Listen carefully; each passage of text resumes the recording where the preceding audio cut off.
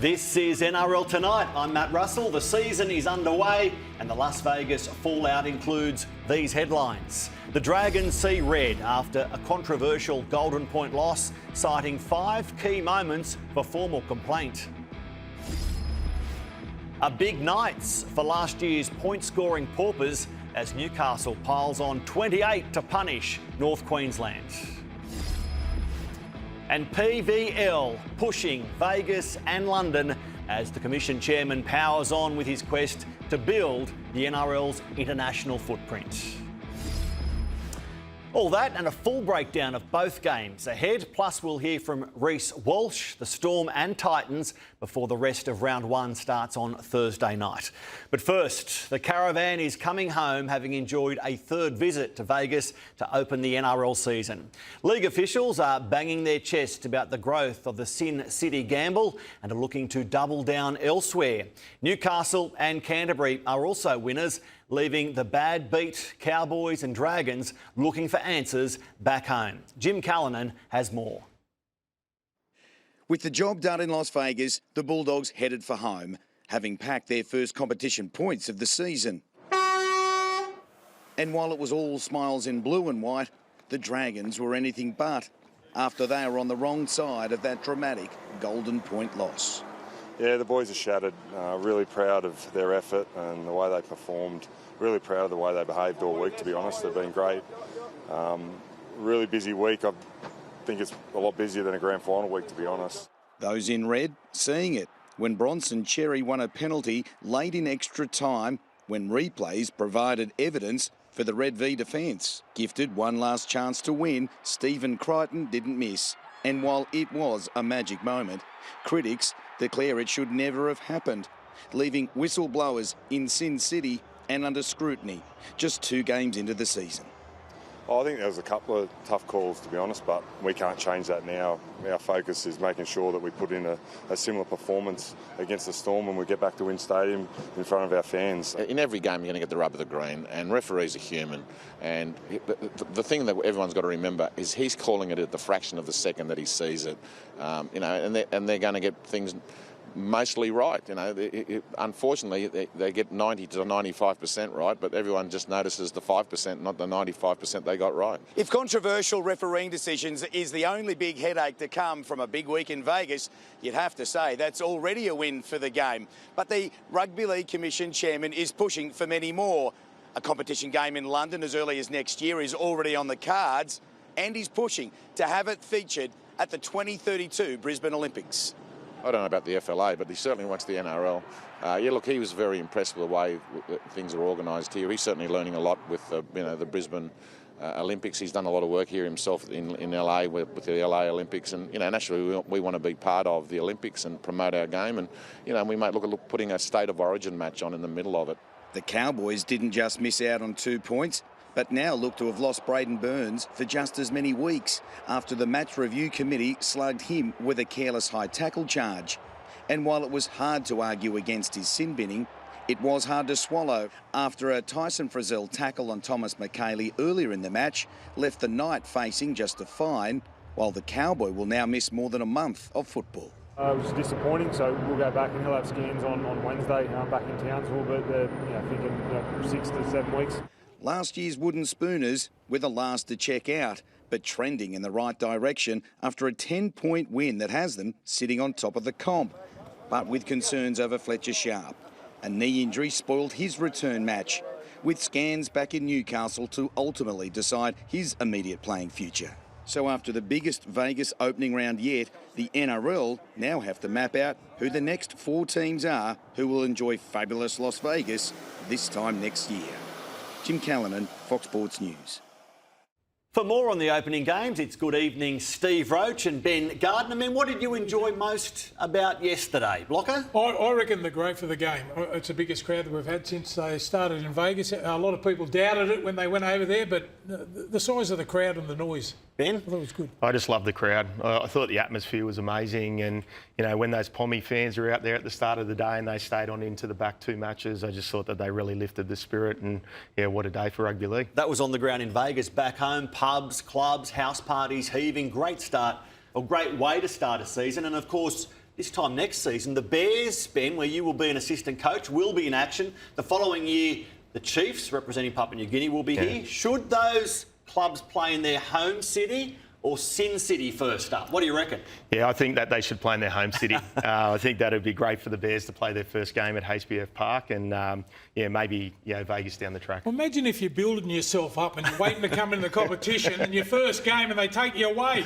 It was a loaded question, wasn't it? It's got to be. It's got to that. be in your home city, Sin City down the track. But speaking of Vegas next year, here are some clubs who've said we want in. Blocker, your Tigers, the Dolphins, the Titans, the Storm, the Eels. So any mail on who will go next year or who you'd like to go next year? I'll give you some mail. The Tigers are definitely going because I have plans underway to take it to. You might not get an invite, Stephen. You'll be there. I'll take myself. Okay. Who cares if I get an invite? Tigers v. Who do you reckon? Dolphins. Dolphins. Or the Eels. I reckon. Yep. A Western Sydney derby in Vegas. Yep. If the Dolphins go, Ben, who's the fourth piece of the puzzle? Storm. Okay.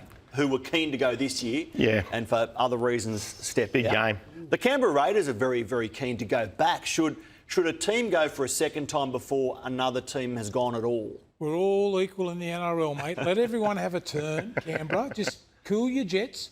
You might get to go to Wembley or something like that later on down the track. Okay, as we just heard, Peter V'landys, bullish as always, he only knows one way, bullish, about taking the game to other international stops, not Apia Samoa. Give us some other international venues that you think the game might fit, Ben. Yeah, I think Tokyo would be great. Yes. Great time zone. Great place to play, huge stadiums, big fanfare. Yeah, I think it would be awesome in Tokyo. Yeah. Great time zone. I'm going Wembley. Grew up as a kid watching the Test matches, Australia and Great Britain. Lucky enough to play there in 1990, I think it was. Anyway, that's a long time ago, but I'd like them to go to Wembley. So Wembley, we've got Tokyo, we've got Vegas locked in for 2 more years. Miami's, being courted as well. There's half a round looked after, so international round might happen sooner than later. The games, let's get to the on-field action. Newcastle's spine men. Do we need to lift our expectations around Newcastle after the glimpse we got of Ponga and Sharp and Brown and Crossland with Sandon Smith in the 14? What do you reckon, Coach? Thought they were amazing. I thought that they really stood up on game day. The combinations were quite good. Obviously, they've got a few things to improve there, but even when Sandon Smith came on, there was a lot of flow in what they were doing, and I think that there's good things to come from Newcastle this season. Yeah, I reckon they've got to change their style a little bit more attacking style with those guys in the footy side, Bradman Best and also Ponga, those sort of guys, Brown. I don't know whether they've got the forward pack to compete with the opposition for the full 30 weeks, so I reckon if we see some good open football here from the Newcastle Knights, I think they'll be better than what they were the last couple of years. They struggled to score last year, yet put 28 on North Queensland, winning 28-18. They haven't won, as Dan Ganane mentioned in commentary, for 252 days after a 6-18 record last year handed them the spoon. How significant is that performance, that win for Justin Holbrook in game number 1 there? Huge, absolutely huge. I think it gives the team great confidence. I think that they put themselves in a good position to go out and be confident in round 2. So, let's see how they go. You'd be wondering where you're at if you got a new coach in and the boys didn't perform for him. Definitely.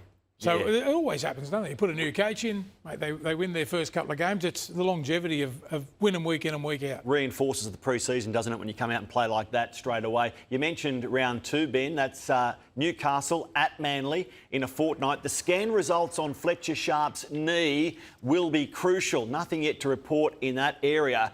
Could you believe, Blocker, they left him out there after this? In commentary, Braithen Astor said, I felt sorry for him. They were always going to run at him. They did. He couldn't make the tackle. The Cowboys scored. It's pretty tough. I would imagine if you're a coach in the box, you're watching everything else. I reckon you've got to have a whisper with you to say, hey, mate, we've got to get this guy off. Well, let's go to the coach. Yeah. Let's go to the bloke who spends his life in the coach's box. Ben, what are the workings when something like this happens? Why didn't they get him off straight away? Yeah, normally there's a lot of practice that goes into these types of things, like where there's been conversations around what would happen.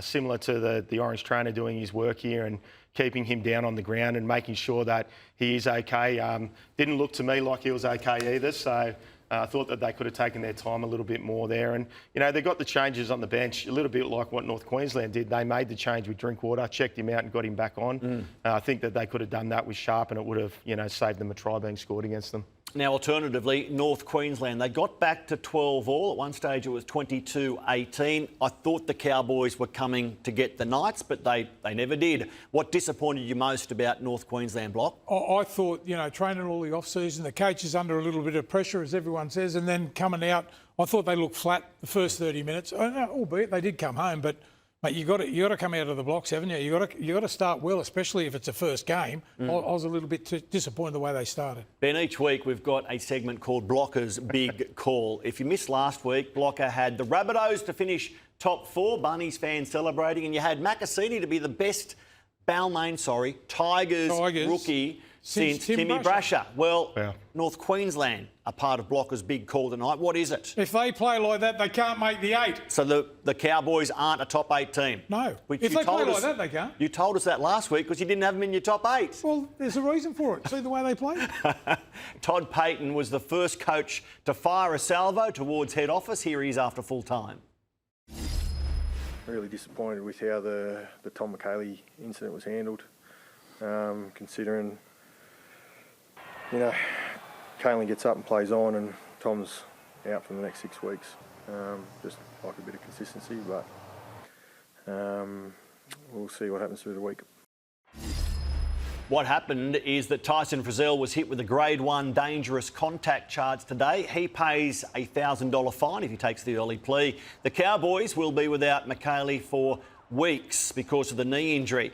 Now, you hate these tackles, I know, Blocker, but should the grading have been heavier given the injury, or do you agree as you watch these replays that first contact was in a very, very legal position from Tyson Frizzell, up around the hip, then the quad, only eventually going down low? What do you think, Bob? Look, I'm against deliberately diving in at the below the knee. If you do that, mate, you're out for long term. That, to me, is an accident. He hit him up high around the hips, then slid down. I think it's fair enough what they've done. Ben? I just thought the back end of the tackle was the concern. I thought the contact was right. It was up around the thigh, but as he slid down, he put a little bit of pressure on the bottom of the leg, and I think we want to get that type of stuff out of the game. So I'm happy with the Grade 1.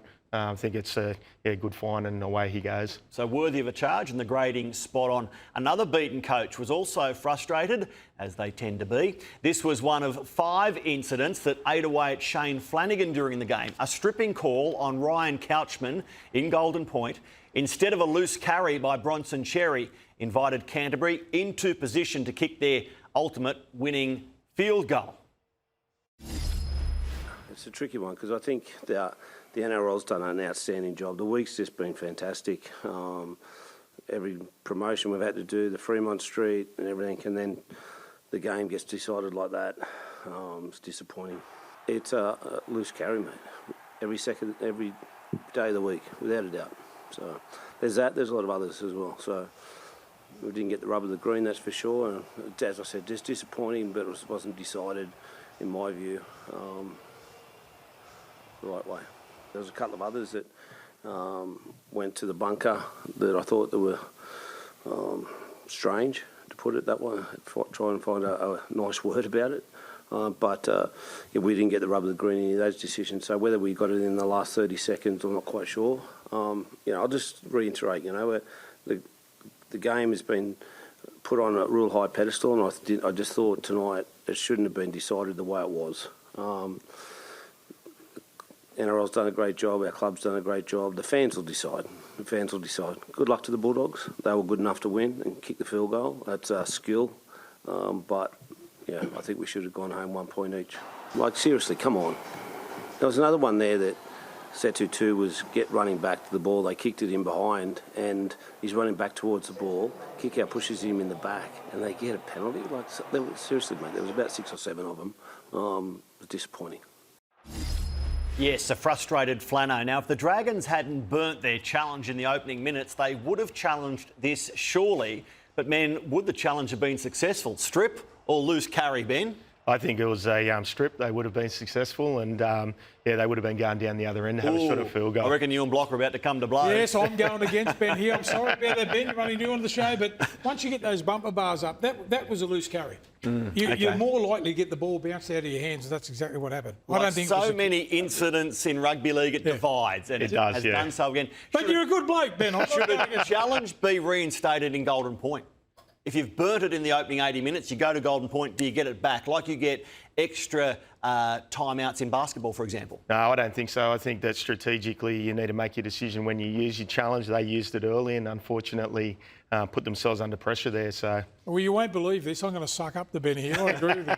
OK, one more quick one. Should a missed field goal equal a 7-tackle set, or having modified those 7-tackle set rules in the off-season, should we say if you fail at a field goal, it's not a 7-tackle set? Yeah, I think it's a scoring opportunity and it shouldn't be a 7-tackle set. I think they should go out to the 20 and have 6 tackles, but that encourages teams to have shots more often in that period of time. You on board, Stephen? Can we just keep it blanket? They keep changing the rules all the time. Can we just have it? Bit of off-season study and you'll be all over it, Stephen. Rate the Dragons' performance yesterday. What did you think of the Red V block? Well, look, I think if they allow, if other teams get down in the gutter with them, the Dragons will win more times than not. They love it when you get. Oh, look, I thought there's only one point in the game at the end of the game. I thought that the Bulldogs might have played a little bit like the Dragons. You know, they got suckered into getting down in the gutter, and I think that's the style of the St George Illawarra side. Look, I wouldn't be too disappointed with it. They were aggressive in the fence. The only problem with them, in my opinion, is I think they all look the same. They haven't got any different style of players or that real match winner. I think and I think Gutho, he's been a great player. I think he's a sensational player. I think he might have lost that maybe half a yard. Yeah. So they might be just lacking that one-strike player. I'll come to you, Ben, on Canterbury. What stood out to you about the Dogs as we watched their tries and ultimately their winning field goal? Yeah, they were really controlled in the way they played, really high completion. I thought that the combination between Preston and Galvin was awesome. Obviously brought that first try on and they got pulled up for a forward pass later on. I thought that they were, kicking the corner, got into their defensive game, which they love to do. And some of their combinations came out, like this one with Stephen Crichton, to, give them opportunities to score. And the more of that they do, the more opportunities that they'll get. You coach Stephen Crichton as part of your Samoan duties. What's he like to have in your team? Amazing. He's a leader. He's vocal, he talks a lot, he's physical, he's really professional in the way he goes about his business. Really enjoyed having him around the team. So, Ben, is he the type of player with that sort of, his personality and that sort of thing, the type of player and skill, the type of player that the Bears look for? Absolutely, yeah. We want good people and Stephen's a really good person and, he's got good family spirit and, backs his heritage and, we want people that bring good culture to the club and that's something that Stephen does for sure. Obviously, he won't be coming to the Bears. He's locked in over there at the Bulldogs, but definitely the type of guy that we want to have. The other thing I love too, I love blokes kicking field goals and they don't even look at it. Then they've kicked it, they just turn around and just prance back to the halfway line. He's landed 2 big ones now. Yeah. Like World Cup for Samoa and for the Dogs at Allegiant Stadium. Didn't even flinch. Cool man, cool under pressure. Cool under pressure. What about this tackle on Setu 2 though, involving Stephen Crichton? It got under Shane Flanagan's skin as well. Crichton went on report for this but wasn't charged. Were there enough mitigating circumstances, i.e. Setu 2's height from the ground, for this to be waved away? Nothing to see here, Stephen. Nothing to see there. Look, you've got to take in consideration, mate, he's fallen about a foot, maybe even a foot and a half. So, mate, how can you adjust at that sort of speed? Mate, Crichton's done everything right. He's bent down to hit him around the chest or around the midsection and he falls 1.5 metres. Well, play on. Six again. So is that tackle completely different, utterly different from the earlier one we saw, Braden Burns on Kalen Ponga? What do you think the Yanks made of this? They might not know of Kalen's concussion history as we do, but given that we know that, Burns is looking at a 2-game suspension. Did the game get yesterday right in terms of high contact? Because here, Kalen wasn't dropping very far at all, was he? Yeah, I think they're really different tackles. I think that Stephen's one, he's bending down, Setu's dropping down to the ground. I think on this occasion, Braden unfortunately left his feet and, he's gone to, lock the ball up and stop the ball moving, but jumping into the tackle, it's dangerous and, hitting the head, not good at all. I wonder if the Cowboys gave any thought to hiring Ivan Cleary, KC. The Penrith coach had success at the Judiciary last week, freeing Nathan to play halfback in round 1. Despite that, the Penrith coach is still a little frustrated when speaking today. I represented him because it was quite obvious that it wasn't direct contact to the head, so that's pretty much the only reason. Like when but if you sort of ask the question, if he was only going to get 1 week, would we have challenged it? And maybe not. So that's part of the system that I think needs addressing because yeah, ultimately it was the wrong call. So that's why we changed it. Well, firstly, with the trials, I think it's, you know, like if they're just trial games, I think there needs to be a little bit of understanding that players are still trying to find their timing, and you know, so I think that's one thing. But yeah, I mean, the other thing was, it was just, yeah, the frustrating thing is it was just the wrong call. So, and I think a lot of people kind of back off from going into the judiciary because they're not that confident that how that will work out. But I must say it worked out well, and I think that it was a really good hearing, and we got the right result. Everyone got the right result. Like, I don't think a lawyer needed to be able to, you know, show a couple of still shots on a video to show that it actually didn't happen. So maybe the NRL need to update their TVs or something, like match review committee. We'll give the NRL blockers big, monstrous, high-definition television. Then they'll never make a mistake, Stephen. That's incredible. Penrith, with Nathan on board, against Brisbane on Friday night. Who you got? What a game. Early season advantage to play at home. I think Brisbane just. I've got to go for Penrith, of course. Yeah, I think that's, yeah, of course you do. Yeah, it's a retribution match for them, so yeah, big opportunity for them. Stay with us after the break. We hear from the Brisbane Broncos. Much more to come on NRL Tonight.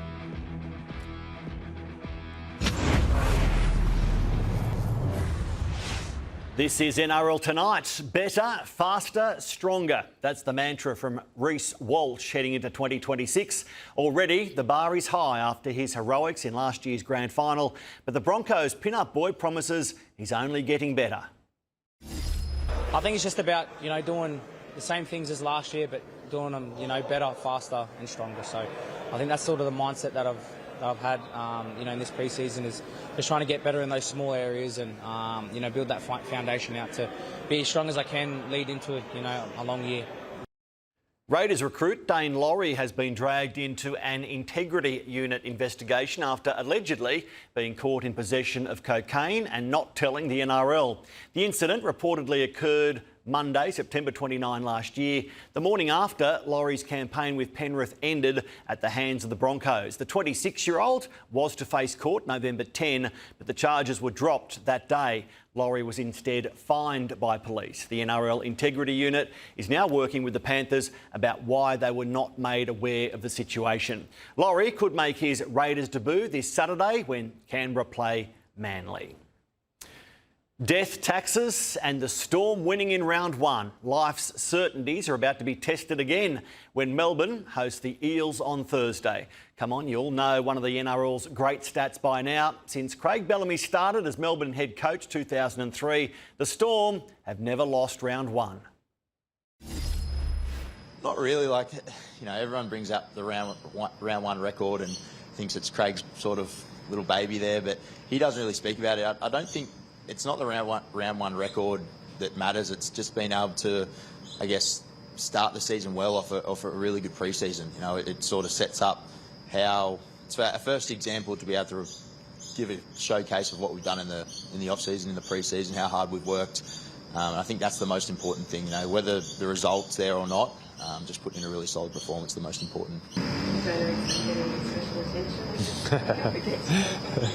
Yeah, I think so. I've told him, I messaged him the other day saying, get ready, hope you got the shoulders strapped on. But I think that's like any young half. You know, game plans always set up to attack them and put the pressure on them. So, you know, while he's young, he's experienced and he's level-headed, so I'm sure he'll be able to handle it. Steve Roach, Ben Gardner alongside me. I mean, both of you have just declared Parramatta certainties in round one. Is that the case? I think you're talking out of school there, right? Melbourne or Parramatta? Does the round one record continue? Yeah, the round one record continues. I think the Eels will be a lot better. I think it'll be a good yardstick for them leading into the season. Big improvers, the Parramatta side this year. They won't win round one against Melbourne, but I'm looking forward to Moses and Pizzette improving as the time goes on. I think they're, as I said, I think they're the big improvers. The Zac Lomax case is reported to be close to a resolution. Today's return to court was delayed at the last minute to allow promising negotiations to continue. So if tomorrow he's declared as a Melbourne Storm player, are you on board with that or not? I want to see Parramatta compensated, and if that's so, we can't afford to lose great players out of our game. And you know, if they come to some agreement and they do the right thing, I think he should be allowed to play for Melbourne. Yeah, I think it would be great to have him back in the game. I don't think he'll be playing this weekend though. But I think that's a good opportunity for the two clubs to work it out and get the guy back on the field and give him an opportunity to play the game he loves. Reece Walsh off the top of the break there. What was it? Faster, better, stronger. And handsomer with the short haircut. Do you think? Handsomer or more handsome, pick whatever English you want. Is it a Does word he yet? elevate his status in 2026 as the game's biggest star block? Well, yes, I do think so. I think the biggest thing for rugby league players is to practice what you're not good at. He's good at all those other things. Yeah. If he improves stuff that he's not good at, he'll be even better. Yeah, I think that's an opportunity for him to take his game to another level. But I think at the same time, teams are going to try and work him out and put some more pressure on him. I thought that Hull KR did a really good job of that in the World Club Challenge. So it'll be interesting to see how he handles that. Let's have a look at the rest of round one. I'm going to point you straight to Saturday night where the bookies can't separate Manly or Canberra. Is there a game that jumps off the page to you? I know that obviously Broncos and Panthers is a big one. Real quick, Blocker, what game? Warriors, Roosters. Oh, yeah. Ben? Yeah, I like the Broncos-Panthers one, and we've already talked about it, but that's a huge game. It was a grand final qualifier last year, so, yeah, let's see how those two teams go at it. Ben, brilliant. Blocker, outstanding as always. See you next week, man. Boys. Fox Sports News, the headlines all night, and for viewers on Fox League, it's NRL 360.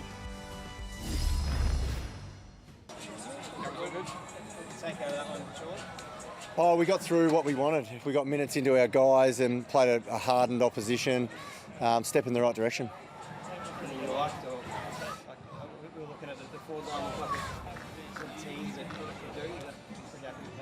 Yeah, quite a few things. You know, we saw Jamara get another full game. Jed Walter even spent some time in the ruck for us around the ball, looked good. Zeke Ewell showed some more signs as well, and Christian to play some more minutes with our sort of complete midfield was some positives for us. So Christian played midfield just about. What's the plan for him? Is he going to play like a much full-time midfielder, or is that going to change?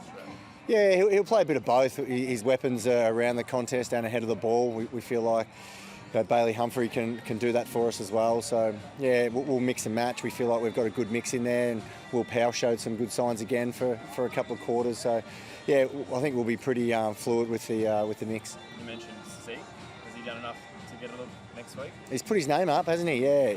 He looks capable at the level. He hasn't looked out of form there. So for him to play against the hardened, two-time premiership team and look like he's an AFL player was good for us.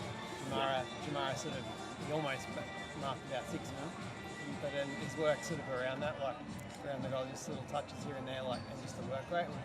How would you rate this, sort of I guess, how industrious he was? Yeah, it was great for him to play another full game. We have to remember he hasn't played footy for over 400 days, so for him to fit into our system and get used to our ball movement, although, from the mids perspective, we could have used the ball maybe a bit better inside 50 to give him some better looks, but once again, we're thrilled with the work he's done. We understand he's got more work to do, but some positive signs around goals.